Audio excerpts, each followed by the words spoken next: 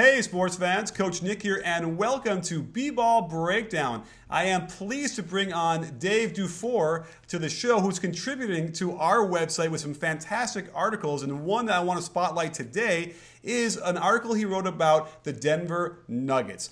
Dave, thanks for coming on the show, and before I forget, I want to make sure everyone understands that Dave is a basketball coach as well, and he coaches the lower division in Europe on the pro level and also in high school here. So Dave, thanks for coming on the show. What's going on in your world these days? You know, I'm searching for content in the off season and itching for these preseason games to start so we can actually talk about games instead of hypotheticals. Well, the hypothetical you were talking about was, we can start off with looking at Jokic, because I think he was still under the radar last year. Not enough people knew about what was going on in the Mile High atmosphere. So what did you see there that makes him stand out in your mind? Well, you know, actually, the big thing about Jokic is I think this summer was huge for him in the Olympics. He really got to showcase a lot of his game, playing 4 and 5. You know, he was kind of the anchor of the offense for the Serbian team. Really got to show that he's got nice touch on his long-range shot, and he's a fantastic passer, as a lot of these European bigs tend to be. Last season, he didn't get a lot of minutes, and he played a lot against second units. So some of his numbers, you know, the advanced stats may be a little bit inflated, but there's a reason this guy was in the Rookie of the Year conversation. I mean, he's a very, very skilled player. It's very exciting to watch because it looks like the way they're going to operate their offense is going to give him opportunities to go, you know, maybe like catch it down low and then sort of sneak out to the wing and play, just be a hard guard. Yeah, absolutely. I anticipate him working a lot at the elbows. I hope to see him play plenty of 5 because I think there's a lot of value for the team with him as a 5. He's a very good defender. He's got extremely active hands, which I think a lot of centers in the NBA just don't do. You know, they're not used to that these days. And so defensively, you don't give up a ton. But on the offensive end, his ability to stretch the floor and to pass working out of the elbow and the wing is very unique. I mean, it's kind of Porzingis-like.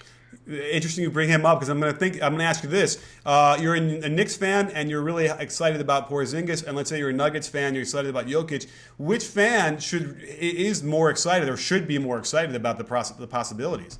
Well, I mean, Knicks fans need to cling to any excitement that they can find, yeah, to be fair. But I think the Nuggets have a very bright future, and not only Jokic, but they also have Emmanuel Mudiay, who I think is extremely talented and full of potential. They just drafted Jamal Murray, who is one of the best shooting guards to ever come through the NBA draft, according to all the workouts. It was him and Buddy, right? I mean, they were hitting all these threes in the individual workouts. Gary Harris is a really good defender who's growing. Will Barton was probably the best free agent signing last season, as far as value and what he gave, and he's still really young. They've got a lot of really interesting pieces, and that's without even mentioning Nurkic. Jusuf Nurkic, who everyone was very high on and suffered a knee injury and was, you know, kind of in and out of the lineup last season. I mean, this team is stacked with young guys, which is why I'm really excited about Jokic. Well, the guy you didn't mention, and I think this guy is going to shock everybody, or at least remind everybody how good he is Gallinari. Because we all know that once he is healthy and gets up and down the court, especially in their mile-high, thinner air, he's a 20-point-a-game scorer. Yeah, absolutely. His ability to stretch the floor is fantastic. Although I think that using him in that 3, trying to get him to guard wings, I think it's a mistake. At this stage in his career, I think he's more well suited to the stretch 4 role. He's actually an underrated rebounder on the defensive end, and I'd rather have him in that spot than trying to guard some of these faster wings. And I think his value, again, is as a stretch 4, his ability to put the ball on the floor from the wing and show his off-the-bounce game really opens up a lot of options for, especially if there are a lot of other shooters on the court. I think a pairing of him and Jokic in the front court could be lights out offensively. Absolutely. Well, just to focus on the article you wrote, and I want to make sure that everybody knows about it over on our .com, there's some fantastic stuff going on over there with terrific articles written every day, especially our top 50 players ranked by fives. We've been doing every day. You have to go over there and check it out. But certainly I want them to go and click on the link in the description to watch and to read your article about the Nuggets, because the other player you spotlit in that article is Emmanuel Mudiay. And one thing that I noticed when I was watching his game that got me frustrated was his jump shot and the rhythm of his jump shot, primarily because there was none. He would hang in the air way too long before releasing. And what have you seen in Summer League that might cause you to think there's some difference there? Well, so he is a big guard. He's 6'5", 6'6", and a lot of these guys, I think that they don't put enough work when they're in high school because they're big. They're able to get to the basket. They're able to post up. So maybe their jumper kind of lags behind the rest of their game. And so what you see a lot, at least in my experience, is a late release on the jump shot, which flattens the shot quite a bit. A lot of arm action instead of lifting through the legs. And then a bad elbow armpit angle, which of course flattens the shot out even worse. With Mudiay, he actually had a really bad hitch in his shot. And I noticed the second half of last season when I was watching the tape, he actually shot much better. And I did some research, and apparently during his time out with injury, he worked with Mike Miller quite a bit, who, of course, is one of the best shooters of the last 15 years in the NBA.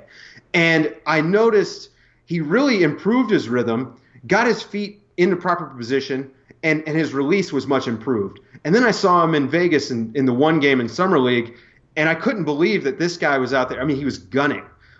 He was a little gun shy at the start of last year because rightfully so. His jumper was not great.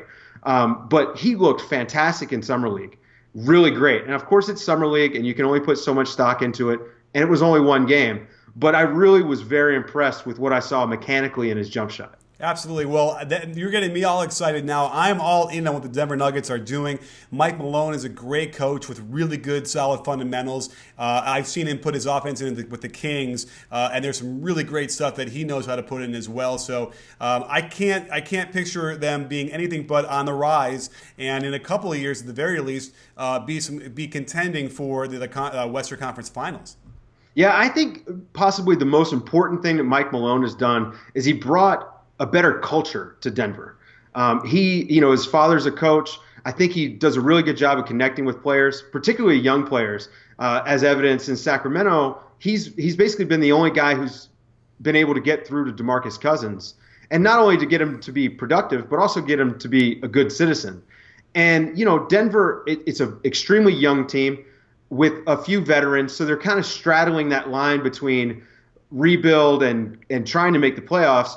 And I think he's kind of the perfect guy for that situation. Last year at the trade deadline, the Nuggets offered to trade Gallinari, and he elected to stay. He really loves it in Denver, and that speaks a lot to what Mike Malone has brought to the table as the head coach. Well, I can't wait to get my eyes on what they're doing. I also hope that you guys out there cannot wait to get over to our website to read Dave's article and to get even more information about what's happening with Mudiay and Jokic and the rest of the Nuggets. And also make sure you follow Coach Dave over on Twitter, because it's always some fun stuff happening over there with me and him and the rest of our B-Ball Breakdown team. So, Dave, thanks for joining us today and breaking this down for us, and we'll have to have you back on as soon as possible.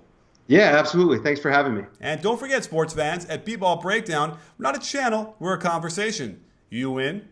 Are you in, Dave? Oh, I'm in.